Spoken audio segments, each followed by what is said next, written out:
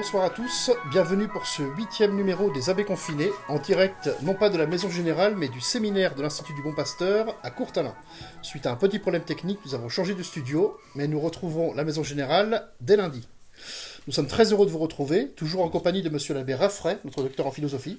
Bonsoir Monsieur l'abbé. Et de Monsieur l'abbé Guillaume Touche. Bonsoir Monsieur l'abbé. Bonsoir Thomas. Comment Dieu agit-il dans nos vies ? Nous le savons, Dieu agit dans nos vies de bien des manières, mais nous avons choisi ce soir de nous concentrer plus précisément sur les sacrements. Le catéchisme de l'Église catholique définit le sacrement comme un signe sensible institué par Jésus-Christ pour nous donner la grâce. D'autres y voient des pratiques superstitieuses ou un moyen pour une institution d'asseoir sa domination. Que sont les sacrements ? Quelle est leur origine ? À quoi servent-ils ? Sont-ils indispensables pour la vie d'un chrétien ? Nous allons étudier ces questions ensemble durant cette émission.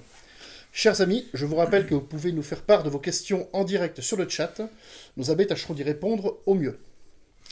Messieurs les abbés, vous connaissez peut-être le fameux testament de l'abbé Jean Meslier. L'abbé Jean Meslier est un prêtre qui a vécu sous le règne de Louis XIV. Et alors après sa mort, on a retrouvé son testament et d'autres écrits de lui. Et on a découvert que bien qu'il ait vécu comme prêtre, il ne croyait pas du tout en ce qu'il faisait.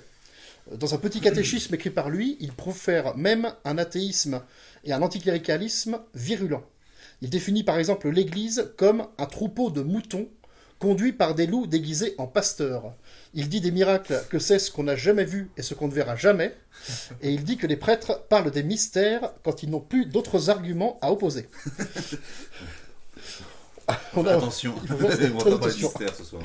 On a fait de ce prêtre une des grandes figures de la Révolution et un précurseur du matérialisme et du communisme.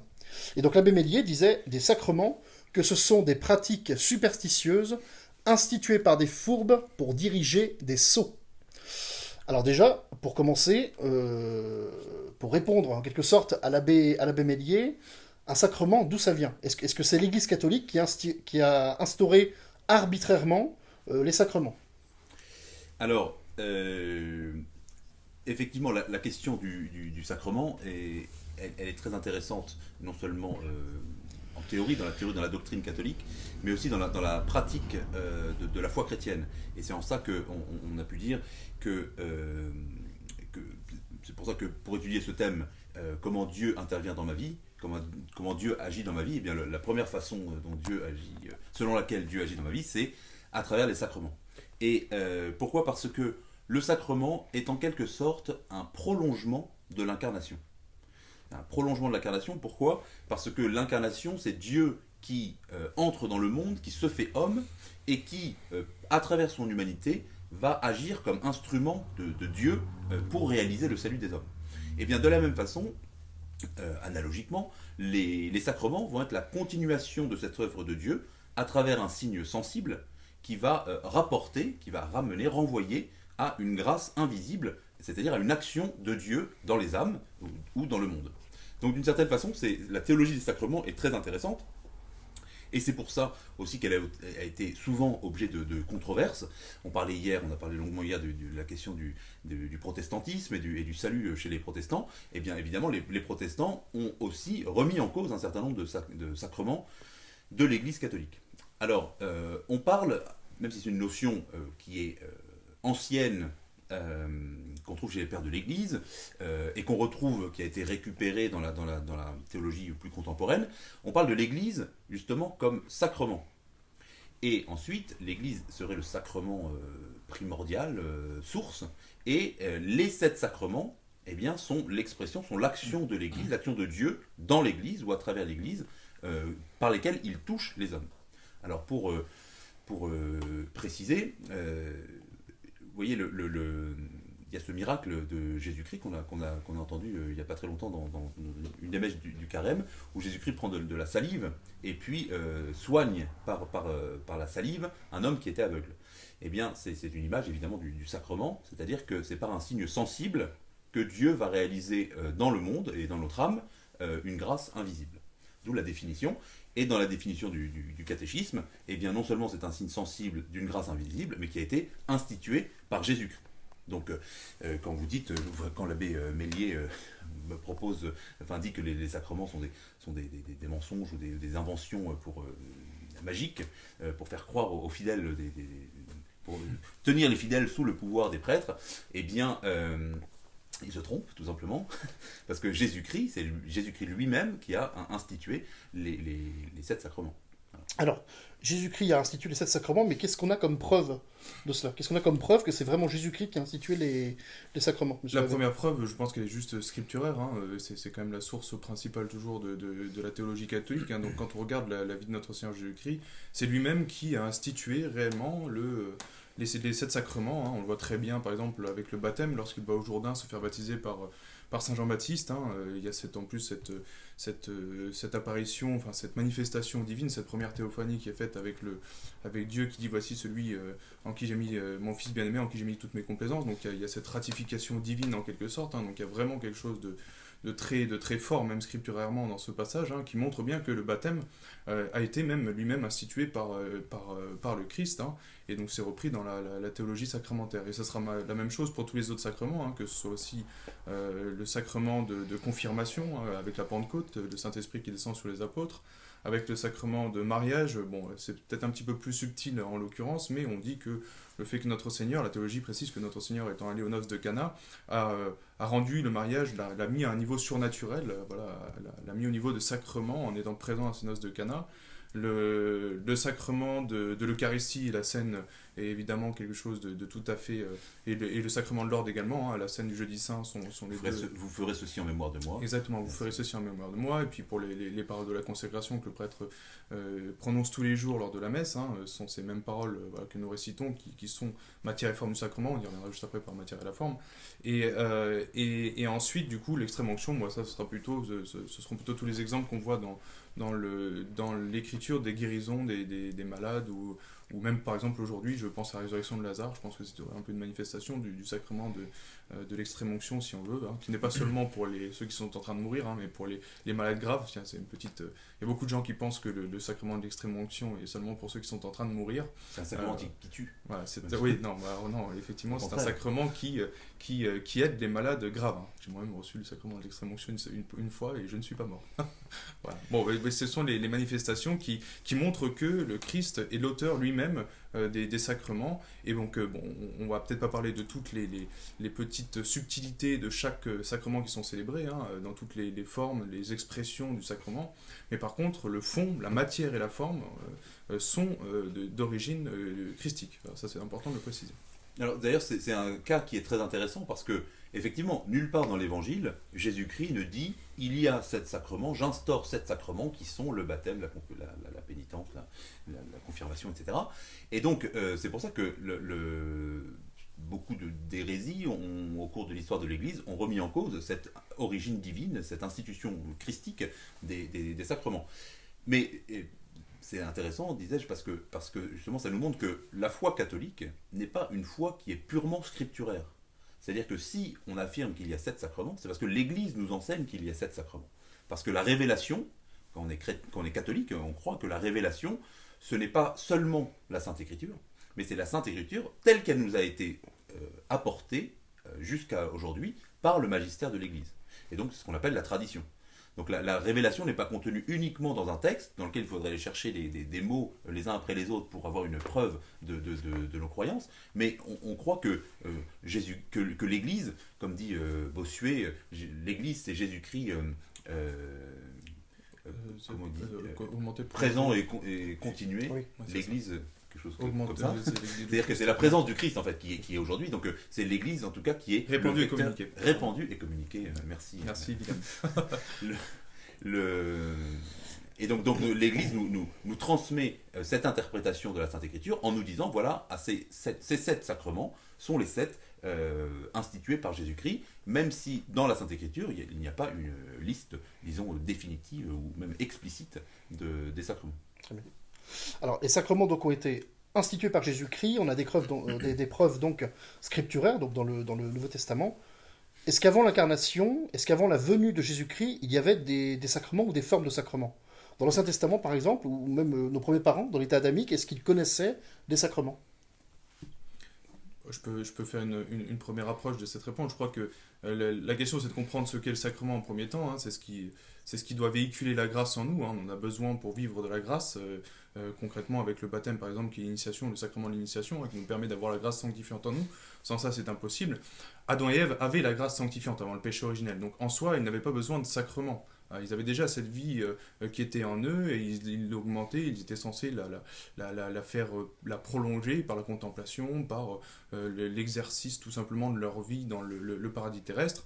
Se pose la question de savoir après la chute originelle. C'est plus intéressant de voir ça parce qu'Adam et Ève sont vraiment dans un état plus parfait que le nôtre. Donc la grâce sanctifiante est réellement présente en eux. Donc ensuite, ça devient plus compliqué. Alors évidemment, ce ne sont pas il n'y a pas des sacrements comme il y en a aujourd'hui après la venue du Christ et la mort du Christ. Ça, c'est quelque chose qui est évident parce que c'est le Christ qui est la source même de toute la grâce sanctifiante. Donc c'est vraiment important de préciser que c'est par le Christ que tout passe. Donc dans l'Ancien Testament, il y a la possibilité de se sanctifier, mais selon la loi ancienne, en respectant la loi de Yahvé. Tout simplement. Donc en fait, il faut prendre les commandements. Ils sont beaucoup plus nombreux que les 10. Enfin, il y a le décalogue évidemment, mais ils sont quand même très nombreux dans la loi hébraïque, tous ces commandements respectés. Et c'est comme ça que l'on peut obtenir la sanctification avec les rituels aussi hébraïques, le bouc émissaire, etc., etc. Donc tout ça sont des éléments qui nous permettent de faire vivre la grâce en nous avec des éléments extérieurs, mais voilà, c'est quand même moins parfait, beaucoup moins parfait que les sacrements de la Nouvelle Alliance. Alors, on peut comparer néanmoins un certain nombre d'éléments de l'Ancien Testament au rôle des sacrements. Si on reprend la définition comme signe sensible d'une grâce invisible, il y avait quelques éléments dans l'Ancien Testament qui étaient effectivement des signes sensibles. Le premier étant la circoncision. C'est-à-dire qu'on peut dire que la circoncision était un signe sensible, charnel, demandé par Dieu à Abraham et à tous ses descendants, d'une grâce particulière reçue, c'est-à-dire le fait d'appartenir au peuple élu et d'être le peuple choisi par Dieu, l'objet de l'alliance, etc. Donc ça, on peut dire que la circoncision est une forme de quasi-sacrement de l'Ancien Testament. Et puis, si on reprend encore une fois la même définition de signe sensible d'une grâce invisible, on peut dire qu'il y a un certain nombre d'éléments qui peuvent être assimilés. Par exemple, je pense à la nuée lumineuse pendant la traversée du désert, qui était le signe sensible d'une présence de Dieu qui guidait son peuple, ou alors, par exemple, la manne ou les pains de proposition conservés dans l'Arche d'Alliance sous le roi David, enfin, dans la construction du temple, etc. Dans le temple, dans le Saint des Saints. Donc c'était des signes sensibles, ou le bâton d'Aaron, c'était des signes sensibles d'une présence de Dieu, et donc du mystère divin présent au milieu du peuple, donc pendant l'Ancien Testament. Donc voilà, on peut parler de quasi-sacrements ou de signes sacramentels. Qui sont d'ailleurs la plupart du temps les images des futurs sacrements qu'il y aura dans la Nouvelle Alliance. Ça, c'est assez l'arche de Noé qui est l'Église, enfin toutes ces choses-là sont quand même assez... des préfigurations des sacrements, voilà. Mais au sens strict, il n'y a de sacrements que institués par Jésus-Christ. Par Jésus-Christ. Est-ce que ces sacrements, on peut les comparer aux mystères païens? Par exemple, on connaît les mystères d'Éleusis qui comportaient une dimension aussi d'initiation, avec une dimension évidemment bien plus ésotérique. Mais dans les mystères d'Éleusis, par exemple, il y avait également des procédures rituelles, des consécrations, des illustrations. Alors, quelle est la différence entre les sacrements chrétiens et les mystères païens? Alors, je dirais que d'un certain côté, effectivement, l'homme est fait d'esprit et de corps, et donc on a besoin de rites, de signes sensibles pour vivre notre foi. Et ce serait une erreur de croire que on pourrait supprimer tous les gestes extérieurs d'adoration, de vénération, de manifestant la présence de Dieu, et qu'on pourrait avoir que la religion chrétienne, parce qu'elle est une religion en vérité, du cœur, de l'âme, elle devrait éliminer les signes sensibles. D'ailleurs, c'était une erreur des modernistes au cours du XXe siècle, des différents courants modernistes ou néo-modernistes, d'éliminer petit à petit un certain nombre de signes sensibles, par exemple l'adoration eucharistique qui a été longtemps méprisée, ou le fait de se mettre à genoux, le fait de recevoir la communion d'une façon respectueuse, etc. Et en fait, on a constaté dans les dernières années que l'amoindrissement ou l'affadissement des gestes extérieurs aboutit à une perte du sens réel des choses. Alors pourquoi je fais cette parenthèse? Parce que effectivement, ça répond, les sacrements chrétiens répondent à une nécessité de la nature humaine, à savoir de manifester par des signes sensibles une présence de Dieu ou une action de Dieu dans le monde. Alors moi je dirais la différence fondamentale, c'est que pour un chrétien, la foi nous enseigne que non seulement les sacrements sont signes de l'action de Dieu, mais ils réalisent l'action de Dieu. Et ça, c'est le cœur du sacrement. On n'en a pas encore parlé, mais c'est ça le plus important. C'est-à-dire que la grâce de Dieu, non seulement est symbolisée, est représentée, mais elle est efficace. Donc il y a une efficacité du sacrement que ne peuvent pas avoir aucun rite païen, évidemment. Et c'est ça l'enjeu, disons, la folie de l'Église. C'est-à-dire de dire que quand un prêtre, quand un homme dit « je te pardonne tes péchés », alors Dieu agit à travers lui. Quand un homme, dans la personne du prêtre, dit « ceci est mon corps », eh bien ça devient réellement le corps du Christ. Ça, c'est la foi catholique, et ça aucune religion païenne n'avait osé imaginer quelque chose de ce genre-là. Et c'est vrai même de tout chrétien, c'est un chrétien qui baptise un autre en disant « je te baptise au nom du Père, du Fils et du Saint-Esprit », eh bien Dieu se soumet d'une certaine façon à la matière, à sa parole, à cette personne, à cette humanité, et qui devient instrument de l'action de Dieu dans le monde, et il réalise de façon efficace et infaillible, sauf obstacle extérieur, mais de façon infaillible, l'action de sa grâce. Et donc Dieu se soumet au signe qu'il a rendu lui-même par Jésus-Christ, qu'il a rendu efficace. Alors justement, je voudrais qu'on aborde l'aspect plus technique, disons, des sacrements. Qu'est-ce qui assure la validité d'un sacrement? Parce que, est-ce que ce sont des formules, des incantations, des formules magiques exactement? Ou alors est-ce que c'est une fonction, vous avez parlé de symbole, monsieur l'abbé, ou alors est-ce que c'est une fonction purement symbolique? Je pense qu'il faut avant tout se dire que ce qui rend un sacrement efficace, c'est le Christ. Hein, c'est la première des choses, le premier élément qu'il faut, comme l'abbé l'a souligné, qu'il faut remettre au cœur. Hein, et c'est même cette vie, cette passion de notre Seigneur qui est quelque part rendue accessible aux hommes. Voilà ce que font les sacrements, c'est qu'ils rendent accessibles les mérites de la passion de notre Seigneur aux hommes. Donc c'est la première des choses qui rend vraiment efficace le sacrement. Et ensuite, pour chacun d'entre eux, il y a plusieurs éléments à respecter tout de même. On ne peut pas juste se dire, bon, ben, un baptême, c'est un baptême. Il y a quand même quelques petites choses à faire pour que... voilà, c'est pas quelque chose de purement subjectif. Ce n'est pas, exactement, c'est pas parce que j'y crois très fort que ça marche, hein, c'est qu'il y a réellement, justement, ce signe sensible exige une certaine solennité, un certain rituel qui est exercé par l'Église. Et on va prendre peut-être un exemple pour faire pour comprendre un peu mieux comment ça se passe. C'est pour le baptême, par exemple. Il faut, ce qui fait le fondement même du baptême, c'est le fait de verser de l'eau sur le front, sur la tête du baptisé, et de prononcer en même temps les paroles « Je te baptise au nom du Père, du Fils et du Saint-Esprit ». Voilà. Ces deux éléments, donc l'eau qui est la matière, doit être jointe à la forme que sont les paroles « Je te baptise au nom du Père, du Fils et du Saint-Esprit ». Voilà. Ça, c'est véritablement le noyau du sacrement. La matière et la forme. Et chaque sacrement a sa matière et sa forme. Et ensuite, il y a le rituel qui s'élargit autour pour rendre la chose plus solennelle, pour expliquer un peu mieux ce qui est en train de se signifier.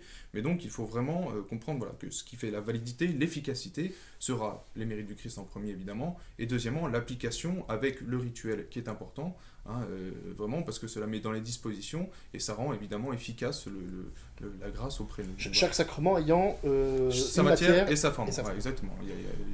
Alors, j'en profite pour préciser que cette notion de matière et forme, elle est très importante. Elle est très souvent, disons, méprisée ou laissée de côté par les théologiens contemporains, parce qu'elle est accusée d'être une notion de métaphysique aristotélicienne, parce que ça vient d'Aristote, c'est-à-dire que toute réalité est à la fois composée d'une matière et d'une forme. Si on prend l'exemple d'une statue, il y a la matière de la pierre, et puis ensuite il y a la forme d'Apollon ou de la Sainte Vierge qui va donner à cette statue, à cette matière, le fait d'être une statue de telle personne avec telle réalité.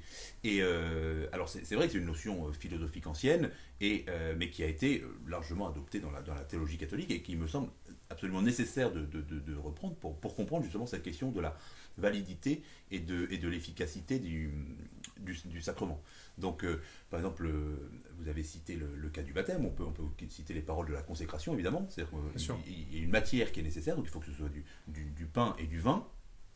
Alors, il y a tout un tas de discussions, justement, de savoir est-ce que tel ou tel cas peut entrer dans la catégorie. L'idée générale, c'est que la chose que l'on utilise doit être habituellement désignée comme du pain et comme du vin. Et pour donner un exemple, qu'est-ce qui fait que quelque chose est du café ?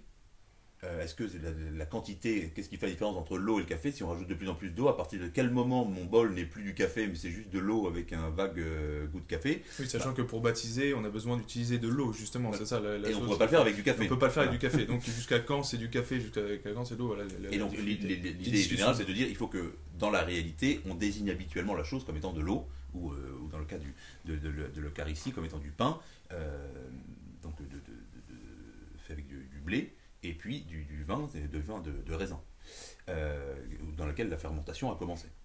Et ensuite, la forme, mais ça va être les paroles de la consécration, dans ce cas-là, qui sont doubles, la consécration du pain, la consécration du vin. Et puis pour chaque sacrement, alors il y a des cas assez un peu plus complexes, par exemple dans la confession, la matière de la confession, c'est l'accusation des péchés. D'accord, c'est ça qui constitue l'accusation des péchés avec la contrition, évidemment. Avec la contrition. Il faut s'accuser, mais avoir et regretter réellement ses péchés, parce que s'accuser sans les regretter, alors, ça n'a aucun sens. Voilà, exactement. Mais et la forme, ça va être les paroles du prêtre qui donnent l'absolution au nom de Jésus-Christ. Et justement, c'est pour ça, par exemple, que, comme je ne sais pas si ça vous est déjà arrivé, moi, ça m'est déjà arrivé, quelqu'un qui viendrait se confesser sans dire aucun péché, c'est compliqué. Eh bien, on ne peut pas lui donner l'absolution. Non. Parce qu'il n'y a rien à. Alors, peut-être que les gens se demandent comment est-ce que c'est possible que quelqu'un se confesse sans dire de péché. Eh bien, figurez-vous que ça m'est arrivé plusieurs fois, des gens qui viennent au confessionnal ou qui viennent parler avec le prêtre, qui disent je veux me confesser, et qui ne vous parlent que des problèmes de leurs conjoints en général, c'est comme ça, ou de leurs enfants, ou de leurs parents, etc. Et en fait, les autres, exactement, ils accusent les péchés des autres en disant mais moi j'ai rien fait, moi je suis innocent, et puis c'est l'autre qui a fait ceci, qui a fait cela, etc. À la fin, il faut dire trouver quelque chose au moins. Enfin, peut-être que vous avez été impatient, peut-être que voilà, votre conjoint est le pire des truands, mais trouver au moins quelque chose à confesser. Et donc il faut une certaine matière.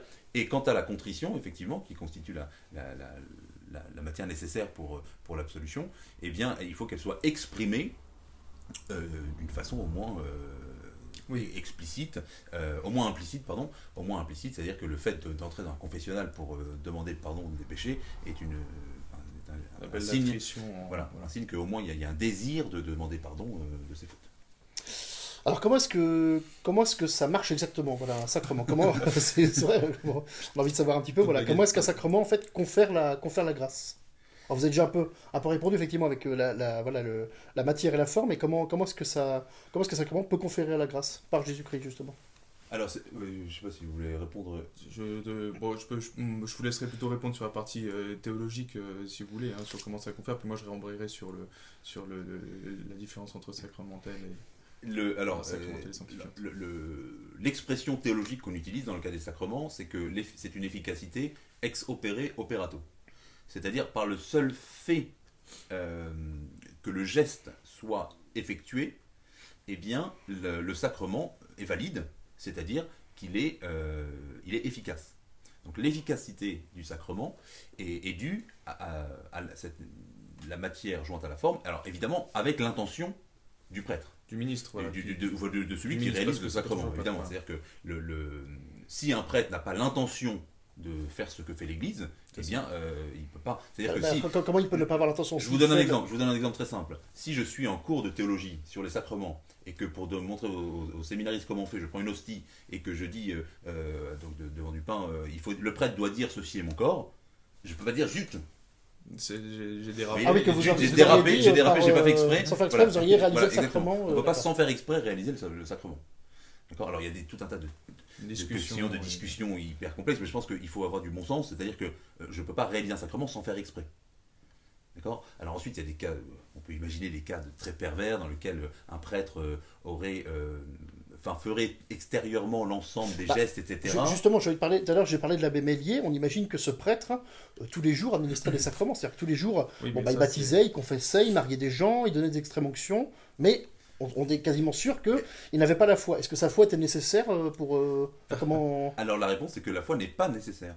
C'est-à-dire que ce n'est pas la qualité du prêtre, ce n'est pas la qualité, la foi du prêtre, son union avec Dieu, qui réalise le sacrement. Donc il y a deux choses, il y a le ex operato dont on a parlé, le sacrement, ce que le sacrement véhicule, la grâce sanctifiante qu'il donne. Donc ça, effectivement, le ministre, qu'il y croit ou non, hein, il est missionné pour ça, donc peu importe, il le fait malgré lui, quelque part. C'est très beau que Dieu se serve de nous, d'ailleurs, même si nous hésitons, même si nous doutons, même si parfois, quand nous célébrons la messe, ça peut arriver, malheureusement, on est, mais que Dieu nous préserve de ça, mais qu'on soit un peu distrait au moment d'administrer le sacrement, malgré cela, c'est quand même réellement efficace, et il y a vraiment les choses qui sont opérées. Hein. Voilà. Et puis il y a ce qu'on appelle autre chose dans la théologie, c'est l'ex operantis, donc celui qui fait le sacrement. Il peut y avoir quelques éléments qui sont transmis aussi par le prêtre, mais qui ne seront pas de l'ordre de la grâce sanctifiante. Là, ce sera d'un autre niveau. Ce ne sera pas de l'ordre de la grâce sacramentelle. Pardon. Oui, alors, si on reprenons l'exemple du prêtre qui célèbre la messe sans avoir la foi. Parce que même l'abbé Bélier, voilà, on a la preuve, hein, c'est-à-dire que voilà, tous les soirs il devait écrire des choses contre la religion, mais tous les jours tout de même, pour ses fidèles, voilà, c'est célébrer la Sainte Messe. Alors, justement, la théologie précise que, et c'est tant mieux pour les fidèles, c'est-à-dire que la valeur du sacrement ne dépend pas de la valeur du prêtre. De la sainteté de la sainteté du prêtre, exactement. C'est-à-dire que c'est pas parce que le prêtre est plus saint qu'on recevra plus de grâce sacramentelle. Alors évidemment, si vous allez voir Padre Pio ou un grand saint, ou le Saint Curé d'Ars, c'est-à-dire que vous aurez, par ses paroles, par sa présence, par la qualité de sa prière, donc ce que vous disiez opérantis, de celui qui opère, évidemment, vous aurez sûrement des grâces particulières, etc. Donc ça, on ne peut pas le nier. Maintenant, si vous allez voir des prêtres basiques, comme moi par exemple, je vous garantis que les sacrements sont exactement les mêmes que ceux donnés par le Padre Pio. Et ça, c'est une grande consolation pour moi-même, vous voyez. La messe que vous célébrez, c'est la même que célébrait le Padre Pio. C'est la même. Et on transmet la même grâce, voilà, c'est ça. Alors peut-être que, par sa sainteté, bien sûr, le Padre Pio obtenait plus de grâce pour le monde. Parce qu'une âme qui s'élève élève le monde, et donc par sa sainteté, donc j'espère que peut-être qu'un jour mais ce n'est pas la grâce sacramentelle, pour le coup, celle qui est liée au sacrement. Il n'y a pas plus de grâce dans l'hostie donnée par le Padre Pio que dans l'hostie donnée par n'importe quel autre prêtre. Et alors c'est très rassurant, parce qu'effectivement, vous disiez le cas du prêtre qui est distrait, ou le cas du prêtre qui a un doute, qui n'a pas la foi au moment où il donne le sacrement, eh bien le sacrement a toujours la même valeur de grâce. Et le meilleur exemple, c'est celui du baptême, puisque on sait que n'importe quelle personne peut baptiser, même par exemple quelqu'un qui ne croit pas du tout, un musulman ou un païen. Ce qu'on appelle un ministre extraordinaire, hein, juste pour préciser, du baptême. Oui, c'est-à-dire que si en cas de nécessité, évidemment, on n'a pas le droit de le faire. C'est-à-dire que si je commence à faire une crise cardiaque, je ne suis pas baptisé, je suis avec... Il y a un musulman à côté de moi, si je lui dis, écoute, est-ce que tu acceptes de baptise-moi, il peut me baptiser. Je n'ai pas besoin du prêtre non. Pour être baptisé. Alors c'est le seul sacrement qui est donné par... Alors non, le baptême est donné par n'importe quel homme, et puis ensuite le mariage, ce sont les époux qui se donnent le sacrement. Et le prêtre n'est que témoin extérieur, mais de la même façon, des gens qui voudraient se marier en état d'urgence, s'il n'y a pas de prêtre, s'ils sont en danger de mort, ils pourraient se marier. C'est un baptême en cas d'urgence. Oui, il faut que ce soit bien sûr en cas de... Sinon, effectivement, il faut aller voir quand même un prêtre, et puis... Et alors, c'est un bon exemple, c'est-à-dire qu'il suffit qu'il y ait de l'eau, il faut dire les paroles qui sont « Je te baptise au nom du Père, du Fils et du Saint-Esprit », et puis ensuite, il faut avoir l'intention de faire ce que fait l'Église. Et je vous raconte une histoire que j'ai vécue moi dans le ministère.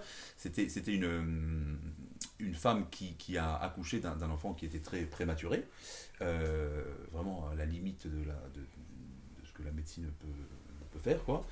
Et son mari, enfin le père de l'enfant, n'était pas baptisé. Et donc j'ai appris au mari non baptisé à baptiser l'enfant dans la salle d'accouchement, ce qu'il a fait. Donc je lui ai donné une coquille qu'on utilise comme ça avec de l'eau baptismale, et puis donc on s'était entraîné comme ça, et puis il a baptisé l'enfant juste au moment de sa naissance. Alors ensuite tout s'est très bien passé, l'enfant est en pleine forme, et c'est pour ça que je raconte cette histoire. Mais et puis ensuite on l'avait fait après coup, quand l'enfant allait mieux, quand ils étaient sortis de l'hôpital après plusieurs mois de soins, on avait fait ce qu'on appelle les compléments du baptême, donc une cérémonie avec les autres cérémonies, mais avec les autres gestes qui accompagnent le baptême. Mais donc du coup, vous voyez bien, pour revenir à notre question, c'est que dans ce cas-là, tout ce qui était exigé de cet homme qui n'était pas baptisé, c'était qu'il ait l'intention de faire ce que fait l'Église. Même s'il n'avait pas une connaissance, mais s'il ne savait pas très bien, j'avais essayé de lui expliquer évidemment, mais il n'avait pas la foi, et puis il n'avait pas fait de cours de catéchisme. Oui, parce qu'on ne se positionne pas au niveau de celui qui donne, mais au niveau de celui qui reçoit. C'est la grâce qui profite à celui qui le reçoit. Donc il est plus important de comprendre que l'âme reçoive la grâce que celui qui donne quelque part. C'est Mais, vraiment. Monsieur l'abbé, parce que là, pour ce monsieur dont vous parlez, on peut dire qu'il administre le sacrement en situation exceptionnelle, disons, entre guillemets, de bonne foi. Oui. Dans le cas d'un musulman qui ne croit pas du tout au baptême, est-ce que signifie le baptême? S'il accepte de le faire, c'est qu'a priori, il le fait extérieurement au moins, il a cette disposition. Il faut qu'il ait l'intention de faire ce que fait l'Église, c'est-à-dire l'intention de baptiser. Et puis, il faut utiliser en tout cas la formule que donne Jésus-Christ, là c'est explicite justement comme institution, c'est-à-dire je te baptise au nom du Père, du Fils et du Saint-Esprit. Et donc c'est la formalité du baptême. Et je serai baptisé donc dans l'Église catholique. Tout à fait, complètement, tout à fait, exactement. Alors ensuite il faudra régulariser pour mettre ça dans les registres, etc. Mais c'est de l'administratif après. Ouais. Et alors c'est très beau parce que justement ça montre que les sacrements ont cette capacité d'être réalisés, d'avoir une efficacité indépendamment de la valeur des personnes. Alors là, ce dont on parlait, la situation exceptionnelle, ça concerne le baptême, ça ne concernera pas une confirmation, évidemment, une extrême-onction. Un musulman ne va pas venir vous donner une extrême-onction. Non, c'est que le cas du C'est le cas du baptême. Oui. D'accord. Est-ce que l'Église catholique peut modifier un sacrement? Bon, disons que justement, on a parlé de la matière et de la forme tout à l'heure, ça c'est la partie qui ne doit jamais changer, parce que si on commence à bouger tout dans un sacrement, et puis surtout si c'est le Christ qui l'a institué, comme on l'a vu, on va commencer à changer ce que notre Seigneur lui-même a institué. Bon, voilà. Mais donc il y a cette matière et cette forme qu'on ne touchera jamais, il ne faut pas la toucher en tout cas. Mais ensuite à côté, il y a donc le rituel, qui lui a évolué au cours de l'histoire de l'Église, entre les premiers siècles et maintenant. Les rituels ont un petit peu changé, donc ça il faut bien le comprendre. Donc il y a cette possibilité, disons, de voir quelques changements rituels. Bon, aujourd'hui, c'est fixé, en tout cas dans la forme extraordinaire, comme on le qualifie, on ne touche plus même au rituel, tout est fixé, tout est codifié, il faut suivre ça même pas à pas, tout est bien expliqué. Voilà, donc, mais on ne peut pas en soi, donc voilà, à mon avis, la réponse la plus simple, c'est de se dire que tout est clair, et donc on n'a pas besoin de toucher quoi que ce soit, parce que tout est très bien exprimé. Voilà, il y a quand même une exception qui est celle de la confession.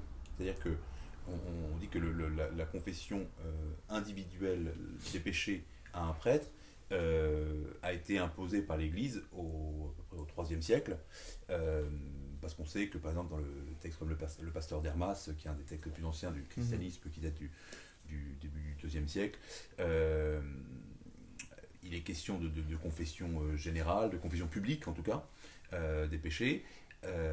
Donc la confession personnelle à un prêtre a été imposée comme norme nécessaire, en tout cas après Jésus-Christ.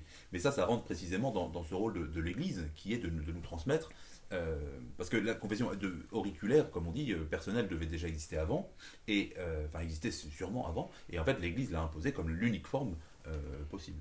Donc vous voyez, ça fait partie du rôle de l'Église aussi de préciser le rituel, le rite, et quelle est la formalité.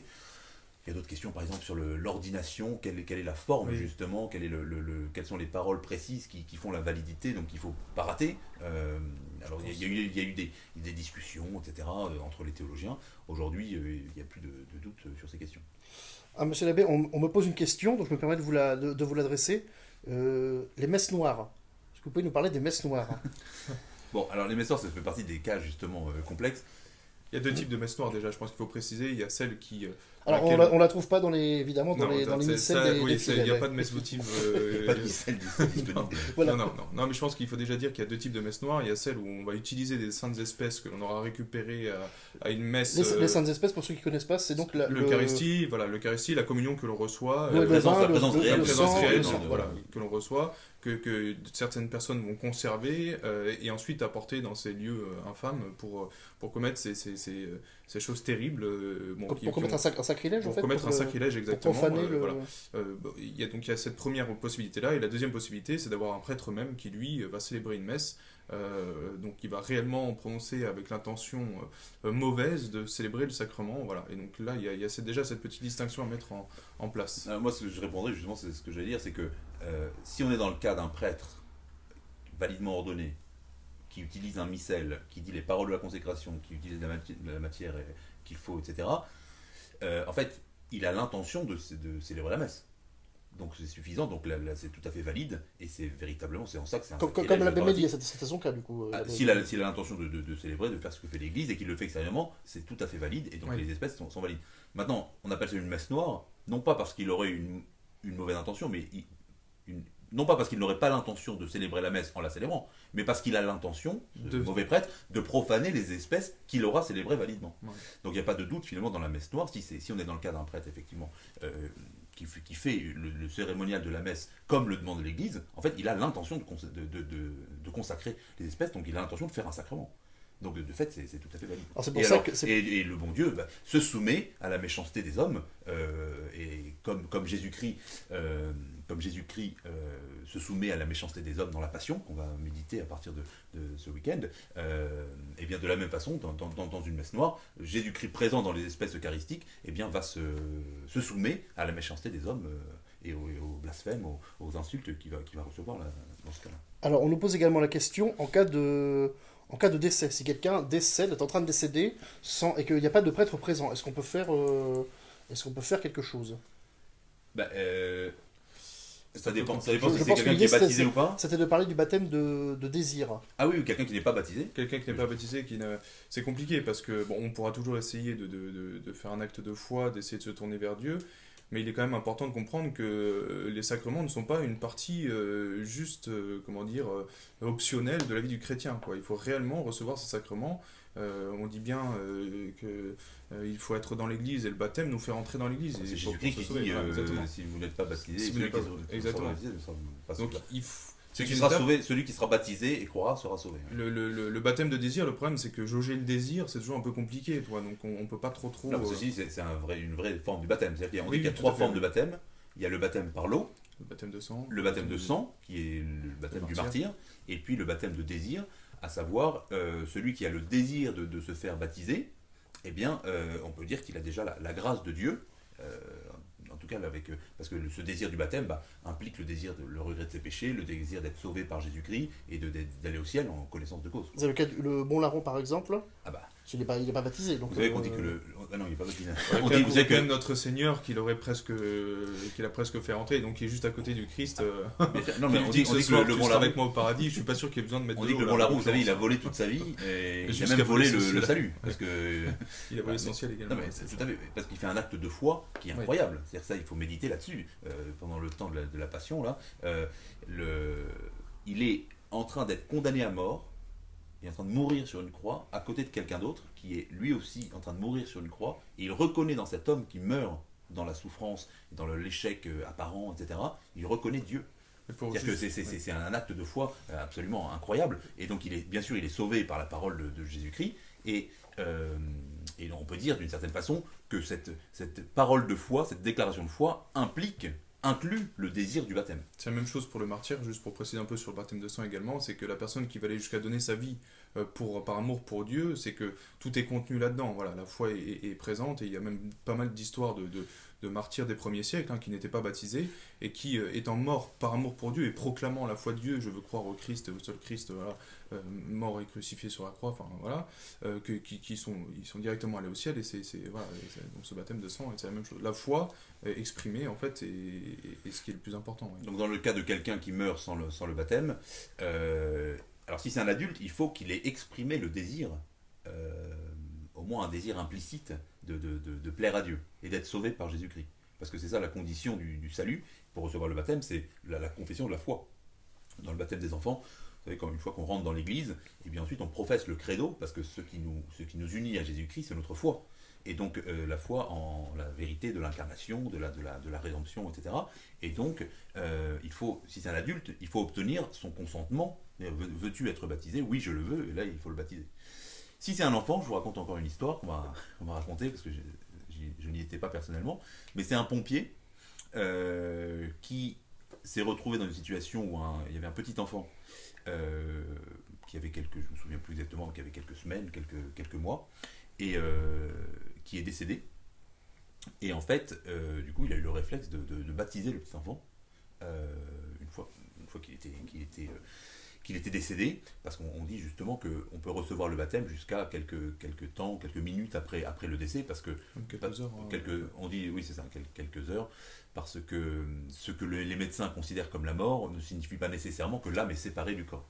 Donc tant que l'âme est présente. Ce que l'Église définit comme mort, c'est la séparation de l'âme et du corps. Donc une fois, et on ne sait pas trop quand l'âme quitte le corps. Ouais. À partir du moment où il n'y a plus de principe d'unité du corps, donc à partir du moment où il y a de décomposition. Alors justement, Claire nous demande, pour les enfants morts in utero, est-ce qu'ils ont un baptême de... Est-ce qu'il y a un baptême de désir dans ce cas-là? Comment ça se... Bon, alors ça c'est une question très complexe. Il faudrait faire une émission entière sur le baptême, parce que sur le baptême de désir, sur la question des limbes, parce que, bon, comme vous savez peut-être, en fait, il y a plusieurs théories. La théorie classique dans l'Église, c'était la théorie des limbes, à savoir que les enfants morts sans baptême ne pouvant pas accéder à la grâce du baptême, donc à la vie surnaturelle, ils ne peuvent pas jouer du bonheur éternel, de la béatitude éternelle telle que promise par Dieu. Néanmoins, c'est évident qu'ils ne vont pas être punis, ils ne vont pas être châtiés pour rien du tout, donc ils ne vont pas aller en enfer. Et donc la thèse de l'Église, c'est une thèse, c'est-à-dire que c'est une option. C'est-à-dire que là, on rentre dans le mystère, c'est-à-dire qu'on n'a plus de réponse, on rentre dans le mystère comme dit exactement. Il faut reconnaître notre limite aussi, on ne peut pas répondre à tout, c'est Dieu qui décide après, je pense. Voilà, maintenant ce qui est sûr, c'est que c'est une question, surtout pour les femmes qui ont vécu la mort d'un enfant dont elles étaient enceintes. C'est une question qui est très dramatique, et je comprends tout à fait que ce soit une inquiétude violente chez la mère qui a perdu son enfant. Ce qui est sûr, ce qu'il faut dire absolument, qu'il faut répéter, c'est que le bon Dieu est juste, il est bon, et il veut notre bien. Il veut le bien de tout ce qu'il fait, et Dieu ne se plante pas, il n'y a pas d'échec en Dieu, et donc Dieu a nécessairement trouvé une solution tout à fait juste et bonne pour l'âme de ses enfants morts avant la naissance. Alors Pierre nous pose une question. Si un homme n'a pas la foi, mais qu'il reçoit tous les sacrements sous leur forme valide, en fait, que sa démarche reste sincère. Donc je suppose que Pierre veut dire, c'est si par exemple vous appartenez à une famille catholique, dont vous allez le dimanche à la messe, mais vous personnellement, bon, ça vous parle pas, vous n'avez pas la foi, est-ce que dans ce cas-là, les sacrements sont valides? Par exemple, si je veux me confesser, parce que il faut aller se confesser, ça se fait. Il faut faire attention à pas non plus faire soi-même un sacrilège en recevant un sacrement de façon singée, quoi, pour faire semblant et essayer de tromper Dieu, ce qui n'est pas possible. À mon avis, l'image qui peut un peu résumer ça, c'est comme une éponge en fait sur laquelle on va vouloir verser de l'eau, celle de la grâce. Donc il est disposé à recevoir cette grâce-là en soi, donc il est présent physiquement, mais lui va mettre une sorte d'empêchement, un espèce de film plastique qui va empêcher cette éponge de boire l'eau. Donc tant qu'il n'aura pas cette ouverture, il ne pourra pas recevoir la grâce complètement. Donc le sacrement va être valide, va être conféré validement, mais par contre du côté de celui qui le reçoit, il y aura ce qu'on appelle un empêchement, un obex, donc il ne recevra pas la grâce complètement. Le jour où il aura cette démarche de conversion intérieure, où il va se dire oui en fait je veux adhérer à ça, là on va dire que les portes vont s'ouvrir et on va pouvoir recevoir la grâce. Tout à fait, parce que ça c'est important, on aurait dû peut-être préciser ça plus tôt, quand on dit ex opere operato, l'efficacité du sacrement, elle est du côté de celui qui réalise le sacrement. Oui. C'est-à-dire qu'ensuite, du côté de celui qui reçoit le sacrement, eh bien, la grâce dépend toujours de sa disposition. C'est-à-dire que la communion que va donner n'importe quel prêtre à une personne ou à l'autre ne va pas avoir le même effet en chacun en fonction des dispositions intérieures. Voilà pourquoi il faut se préparer avant de faire sa confession, pour avoir véritablement un regret de ses péchés, la contrition la plus parfaite possible. Voilà pourquoi il faut se préparer à la communion, à recevoir la Sainte Eucharistie avec dévotion, etc., par des gestes, par des prières. Et voilà pourquoi il faut se préparer à l'ensemble des sacrements, voilà, même le mariage, etc. C'est d'ailleurs en ça que je pense ça, parce que c'est une objection que j'ai entendue assez souvent, quand on dit que lorsque le Christ nous dit priez et vous serez exaucés, demandez et vous serez exaucés, on peut demander, et en fait le Dieu nous accorde très certainement sa grâce, mais du côté du sujet, c'est pas toujours évident qu'il reçoive, qu'il accepte cette grâce que Dieu lui donne. Donc c'est pour ça qu'il faut sans cesse prier, demander à Dieu les grâces que l'on veut, pour ceux qui nous entourent. Je pense à des conversions de personnes, c'est très souvent lié à ça. Donc on peut demander ça, Dieu envoie sa grâce, mais il faut que le sujet, lui, de son côté, un jour se convertisse réellement et accepte de recevoir la grâce. Voilà, donc juste petite pression de ce côté-là. Alors, Dieu est libre et il est tout-puissant, il peut très bien nous donner la grâce quand il veut. Jésus nous dit bien dans l'Évangile, d'ailleurs, que l'Esprit souffle où il veut. Donc est-ce que les sacrements sont nécessaires à mon salut? Est-ce que j'ai vraiment besoin de passer par les sacrements? Est-ce que j'ai besoin des sacrements pour fortifier ma foi, ou est-ce que finalement je peux voilà, si j'ai la foi de manière très sincère, est-ce que je peux m'en passer? Non, je pense qu'on ne peut pas s'en passer dans le sens où, comme on l'a dit, si c'est Jésus-Christ qui nous donne ça comme moyen d'agir dans notre vie, on ne peut pas se passer du baptême. C'est-à-dire que celui qui saurait la nécessité du baptême, mais qui refuserait d'être baptisé, ce serait une forme de défi envers Dieu. Ce serait refuser la parole de Dieu. Donc il y aurait une incohérence interne. C'est partir sur un champ de bataille avec une petite cuillère alors qu'on vous propose une Kalachnikov, quoi, si vous voulez. Donc ça serait un peu stupide. On vous dit que vous avez des moyens efficaces pour lutter contre les tentations, contre les défauts, contre vos défauts, contre les tentations du monde. On vous donne tout ce qu'il faut. Le Christ nous offre ça pour lutter. Donc peut-être que naturellement, et c'est vrai que la nature en soi peut nous amener jusqu'au salut, c'est vrai. On pourrait presque se passer, entre guillemets, de la grâce, disons des sacrements, quand on parle de la grâce. Mais c'est juste que ce sont des moyens qui sont ultra efficaces et dont en fait on ne peut pas vraiment se passer. C'est impossible. Voilà, ça serait se priver du meilleur moyen, de la voie royale pour aller au ciel. Voilà. Maintenant, ce qui est sûr, c'est quelqu'un qui n'aurait pas accès au sacrement ou qui n'aurait pas connaissance des sacrements, eh bien Jésus-Christ lui donne d'autres moyens de salut, ça c'est sûr. Mais le chrétien qui a connaissance des sacrements, eh bien, s'il le méprise, ça veut dire qu'il n'a pas compris l'intérêt C'est-à-dire, la volonté de Dieu sur lui, de le transformer, de le surélever à la grâce. C'est comme si on vous disait à l'époque de Jésus-Christ que Jésus-Christ est présent et que quelqu'un qui dirait oui, ça ne m'intéresse pas, j'ai pas besoin de le voir, j'ai pas besoin de l'entendre, ce serait un mépris de la présence de Dieu, de l'action de Dieu concrète ici et maintenant dans ma vie. Donc ce serait un peu un défi envers Dieu.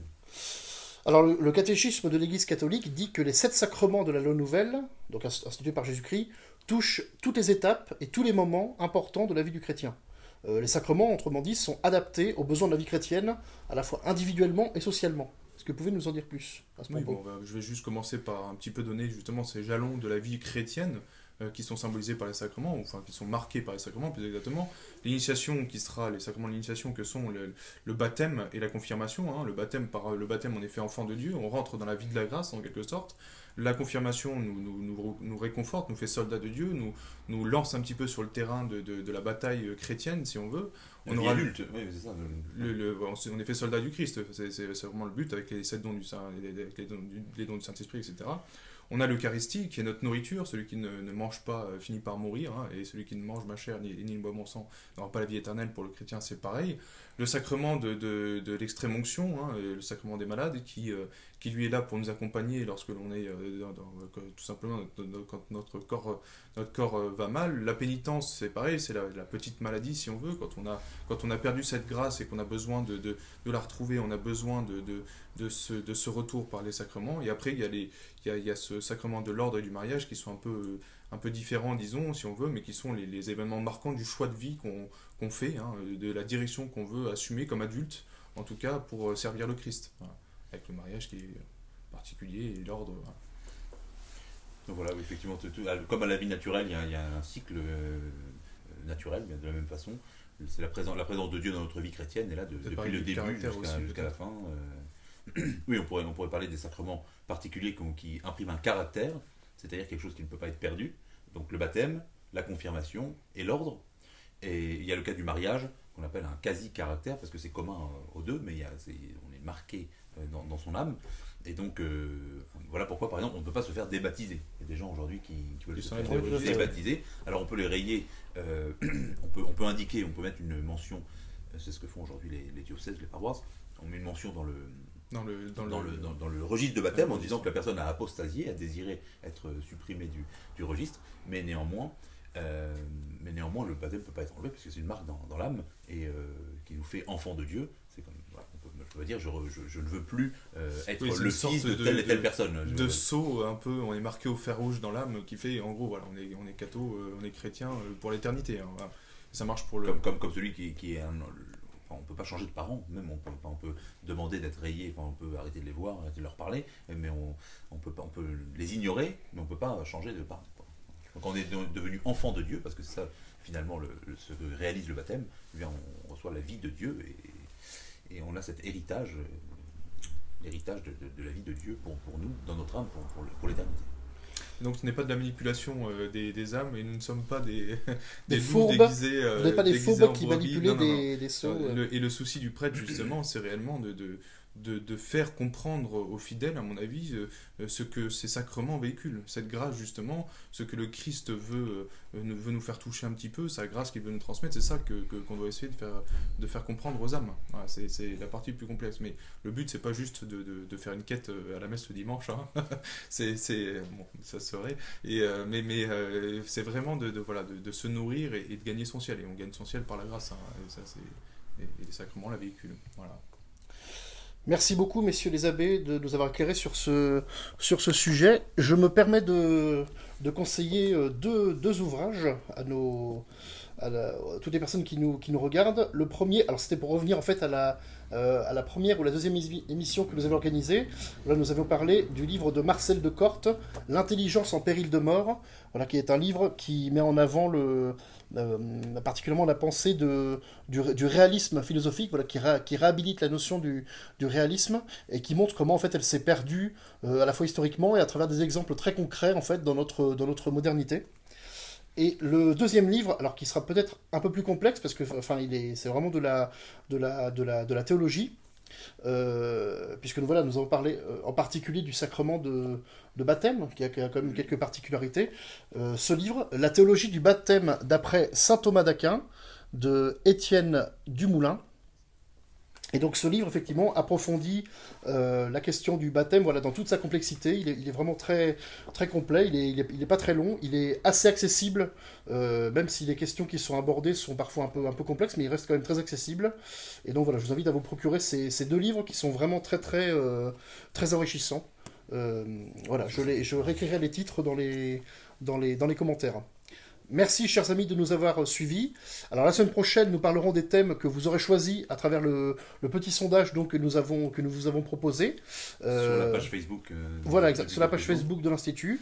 Je vous rappelle que le sondage sera clos ce soir à 20h. Il y a une petite contradiction parce que sur la page, c'est marqué 16h, mais ce sera 20h du coup. Oui, voilà, hier, c'est vrai que j'avais annoncé 20h. Et le thème de l'émission, donc de lundi, vous sera communiqué dès ce soir. Je vous rappelle également que vous pouvez trouver les podcasts de nos émissions sur la chaîne YouTube de l'Institut du Bon Pasteur, et également sur notre site internet. Merci à l'abbé Willem Torbjörn à la technique. Bonne soirée et bon confinement.